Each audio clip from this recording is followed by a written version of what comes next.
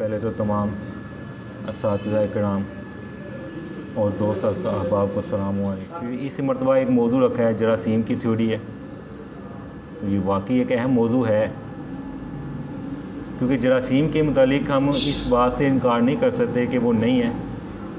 ये तो हकीकत है कि जरासीम है, ये तो एक मुशाहिदाती बात है और ये साबितशुदा है। अलबत्ता इसके जिस्म के मुतालिक और साइंस ने जो बातें कही हैं कि जरासीम कौन कौन सी बीमारियां फैलाते हैं और किस तरह फैलाते हैं, इसमें वाकई जो साइंस ने तरक्की की है वो काबिल कदर है, उससे इनकार नहीं किया जा सकता। उनकी एक तहकीक है, उनकी एक मेहनत है, उसका तो इकरार नामुमकिन है कि हम ना करें।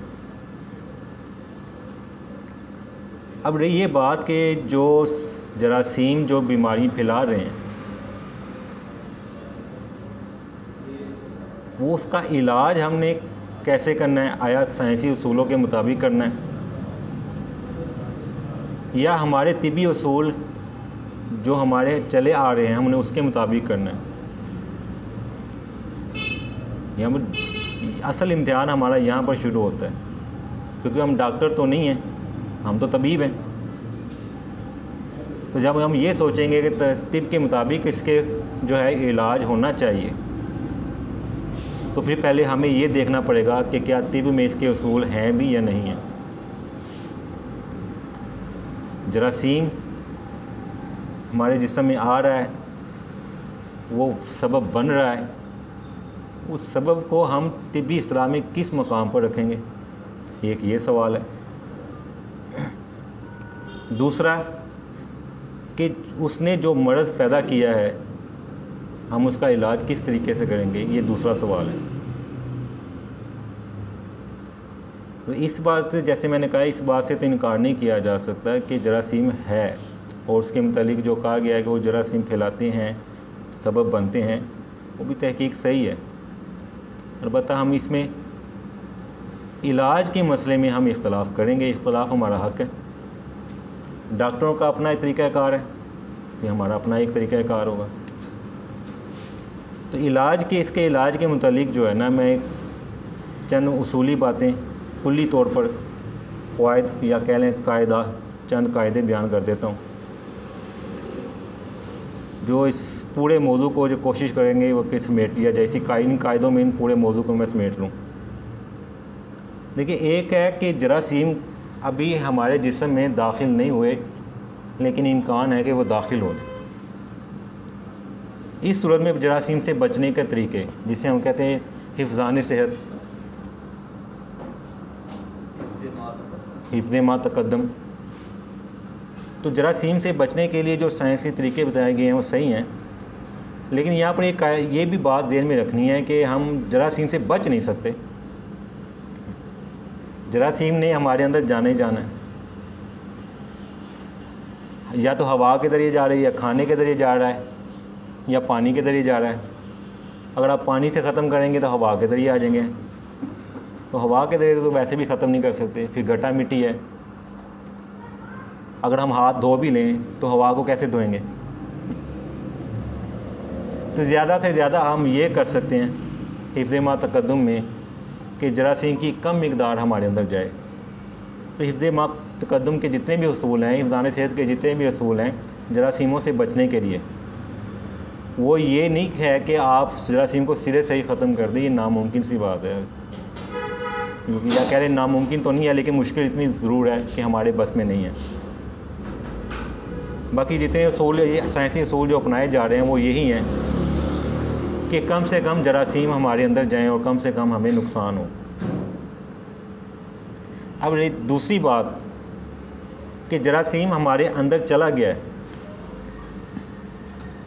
इस जरासीम ने हमें जो नुकसान पहुंचाना है और जो मर्ज़ पैदा करना है, तो हम अब उसका इलाज किस तरीके से करेंगे।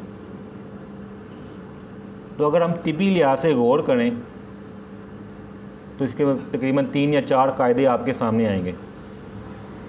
पहला कायदा तो ये है कि आप कोई ऐसी दवाई तैयार करें कि वो जरासीम को मार दे। पहला तरीका तो ये है। दूसरा कायदा यह है कि आप जरासीम को मार तो नहीं रहे, लेकिन जरासीम जिस माहौल में रह रहा है आप उस माहौल को तब्दील कर दें।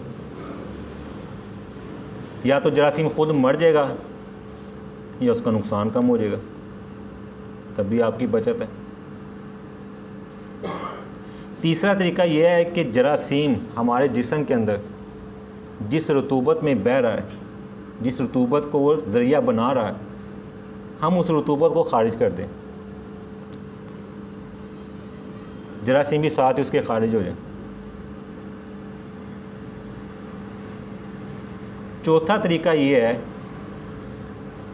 कि हम जरासीम उसको ना छेड़ें, ना उसकी रतूबत को छेड़ें, ना माहौल चेंज करें।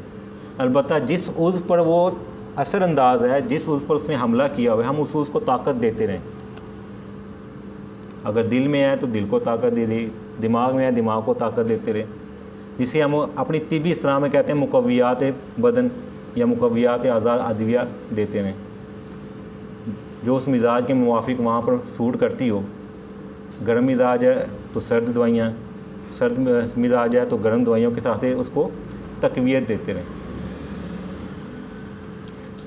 तो ये अगर हम गौर करें अपनी तिबी इस्लाह में, तो हमारे सामने ये 4 कायदे ऐसे आते हैं जिनके ज़रिए हम जो है वो जरासीम का इलाज कर सकते हैं। अब यहाँ पर ये भी बात समझ में आ रही है, अगर आप गौर करें कि अगर हमें जरासीम मालूम ना होते, अगर हमें जरासीम का इल्म ना भी होता तो तिब में तो इसका इलाज हो रहा था, क्योंकि हम बीमारियों का इलाज इसी तरह तो कर रहे हैं। हिफ़्ज़ाने सेहत के असूल अपनाएंगे तो जरासीम कम आएंगे। ठीक है, अगर जरासीम आ गए हैं, चले हम ये कहते हैं कि जरासीम की एक थ्योरी है, जरासीम आए हैं, पहले लोगों को मालूम नहीं थे, उन्होंने जरासीम मारने की अदविया नहीं बनाई। हाँ ये ठीक है, हम ये मान लेते हैं कि उन्होंने जरासीम मारने की अदविया नहीं बनाई। वो इसलिए नहीं बनाई कि उनको उस वक्त थ्योरी थी नहीं है, लेकिन बाकी 3 थ्योरीज़ के मुताबिक तो वो अमल कर रहे थे ना। मसलन पहली थ्योरी ले लें, दूसरी थ्योरी ले लें, दूसरा कायदा जो मैंने बयान किया है कि माहौल चेंज कर दें, तो आप देख लें अगर इस एतबार से, तो तिब्बी इस्तिलाह में आपको क्या बतलाया गया कि आप पहले देखें इंसान का अपना मिजाज क्या है, फिर उसको जो बीमारी लगी है वो किस मिजाज की लगी है। वो जो बीमारी लगी है जिस मिजाज में आप उस पर उलट मिजाज में ले आएँ तो माहौल चेंज हो रहा है। जब आप मिजाज को चेंज कर रहे हैं तो इसका मतलब क्या है, आप उसके जरासीम का माहौल को भी तब्दील कर रहे हैं। तो तिब में तो इस पर अमल पहले से ही हो रहा है। अगर आप दूसरे कायदे को ले, जैसे मैंने कहा था कि जिस खिल्त में है उसको निकाल दें, तो इस पर भी अमल हो रहा है। वो क्या है, नजीज और मुसिल के असूल आपके हैं। अगर सफ़रा में बैठा हुआ है जरासीम, तो आप क्या करते हैं, सफ़रा को नजीज देते हैं, वो नजीज पाता है और जब निकलने के काबिल होता है मुसिल देते हैं, जब वो निकलेगा तो साथ अपने जरासीम भी ले जाएगा। तो जरासीम से आप बचने का तरीका, इसका मतलब पहले से अमल शुदा है, हमारे यहाँ चला आ रहा है। और चौथा तरीका है जो मैंने बताया, मुकव्वियात हैं। तो मुकव्वियात के अतिबा ने 2 उसूल मेन बयान किए हुए हैं, 2 मेन उसूल मुकव्वियात के वो बयान किए हैं कि मुकव्वियात को आपने कब इस्तेमाल करना है। एक ये है कि जब आप देखते हैं कि ये खिल्त खारिज हो गई है, जिस उसको से नुकसान पहुँचाया, अब उसको ताकत देनी है। अब कुछ ना कुछ तो नुकसान तो पहुँचा गया ना वो, अब उस नुकसान को पूरा करना है। हमने नज़ीर दे के, मुसल दे के हमने खारिज कर दिया। उसको जो नुकसान पहुँचाया उसका नुकसान हमने किससे पूरा करना है, मुकव्वियात से।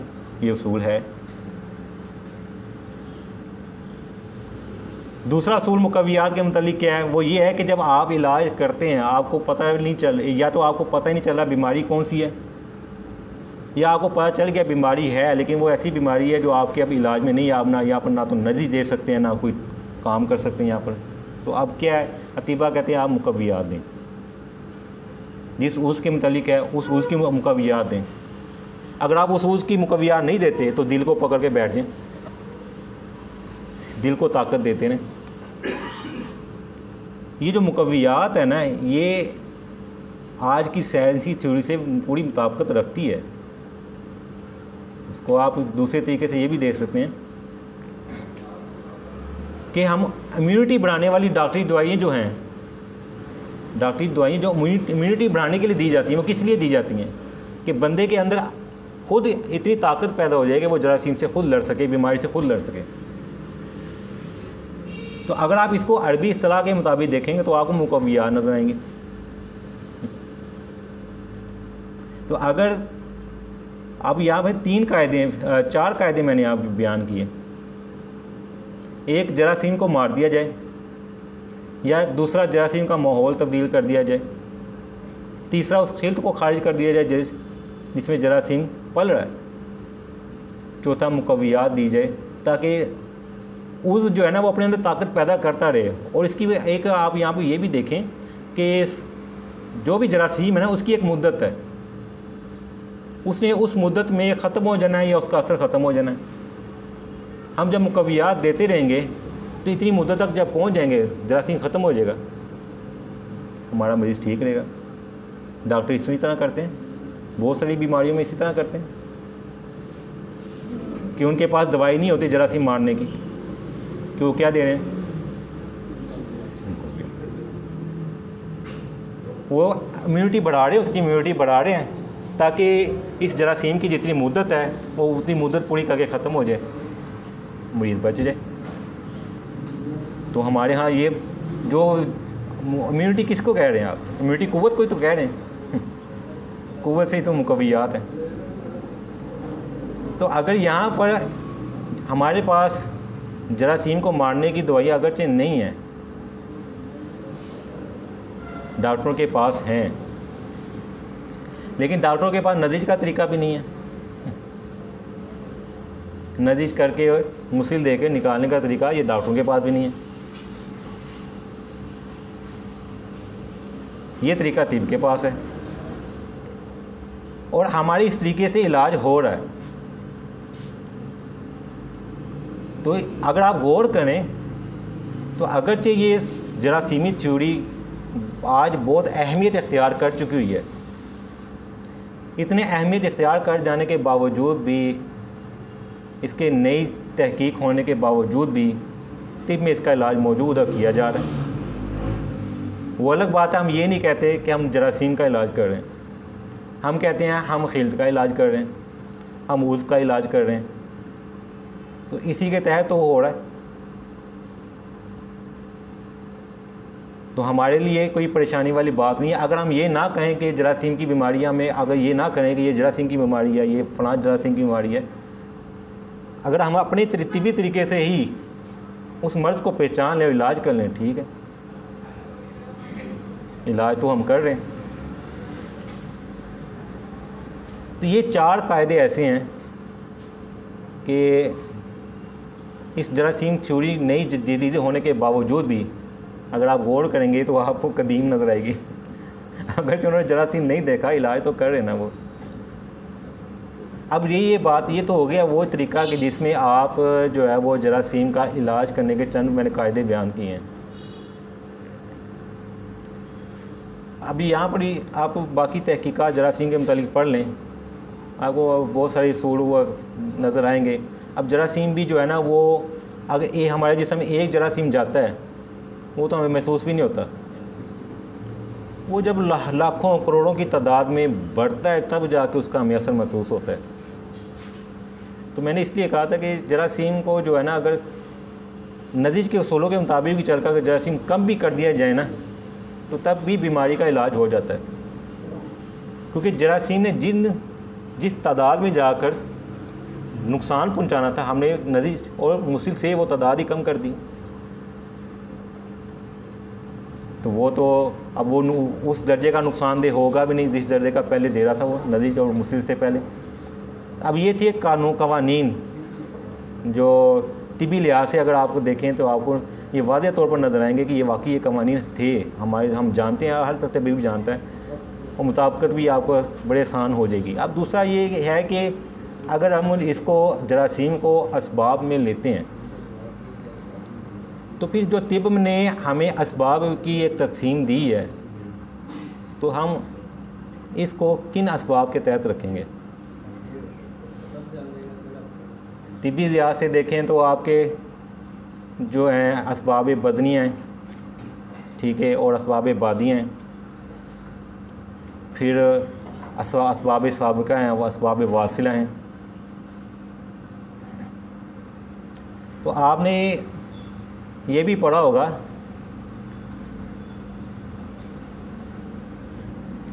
कि जो कुछ असबाब ऐसे हैं जिनको हम कहते हैं, इनका नाम था असबाब गैर तबीया, जो हमारी तबीयत के मुतज़ाद हैं या जो हमारी तबीयत के मुवाफिक हैं। इसकी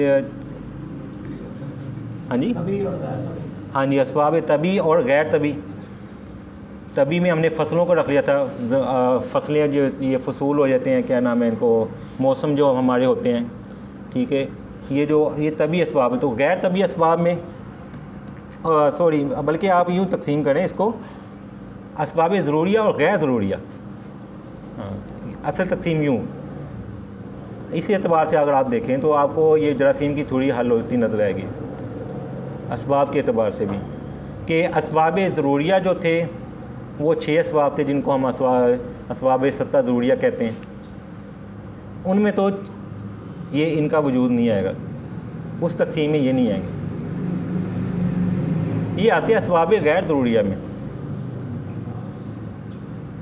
क्योंकि असबाब ज़रूरिया वो हैं कि जो इंसान के लिए इतने ज़रूरी हैं कि इंसान को उनके बगैर गुजारा नहीं है। हमने ज़रूरी इसलिए कहा है। अगर आप इस्तिफ़राग को लेते हैं तो इस्तिफ़राग इंसान के लिए ज़रूरी है, पेशाब का आना, पसीने का आना, पखाने का आना, ये तो ज़रूरी है। ये ना हो तो नुकसानदेह है। नींद का होना ज़रूरी है, जागना भी ज़रूरी है। तो ये असबाब सत्ता ज़रूरी, हम इसलिए इनको कहते हैं कि ये बदन इंसान के लिए ऐसे ज़रूरी है, अगर ये ना हुए तो हमें नुकसान होगा। जबकि जरासीम ऐसी नहीं है, बल्कि अक्सर जरासीम ऐसे हैं कि उनका ना होना हमारे लिए ज़रूरी है, अगर वो होंगे तो नुकसानदेह हैं। तो इसलिए ऐसे हम इनको रखेंगे असबाब गैर ज़रूरी में। फिर असबाब गैर ज़रूरिया भी आगे हमने 2 किस्में बयान की हुई हैं, असबाब मुज़ादा, असबाब मुवाफ़िका। ऐसे असबाब जो हमारी तबीयत के मुवाफ़िक हैं, हमारे लिए फ़ायदेमंद हैं, ठीक है। ये क्या है? ये खाना पीना, उठना बैठना। या असबाब गैर मुज़ादा, असबाब मुज़ादा जो हमारी तबीयत के लिए या हमारी जिस्म के लिए, हमारे बदन के लिए नुकसानदेह हैं, इसमें हम जरासीम को लेकर आएंगे। तो अगर तिबी इस्तिलाह के मुताबिक अगर हम देखेंगे, अगर हम इसको असबाब की सूरत में भी अगर देखेंगे जरासीम को, तो जरासीम हमारी असबाब गैर ज़रूरिया मुज़ादा में आएंगे, क्योंकि एक तो ये हमारे बदन के लिए ज़रूरी है नहीं, दूसरा ये हमारे बदन के लिए नुकसानदेह होते हैं। इस एतबार से अगर हम देखेंगे तो ये असबाब गैर ज़रूरिया मुज़ादा में आएंगे। तो ये चंद गुजारिशात थी जो मैंने आपके सामने आज पेश करनी थी। एक तो ये कि जरासीम की थ्योरी और उसका इलाज के जो बुनियादी कवानीन थे, वो 4 कवानीन मैंने आपके सामने बयान कर दिए हैं। दूसरा, अगर तिब्बी लिहाज से इसको असबाब के मुताबिक भी देखा जाए तो इसको किस मकाम में रखेंगे, तो वो मैं आपके सामने ये बयान कर दिए हैं।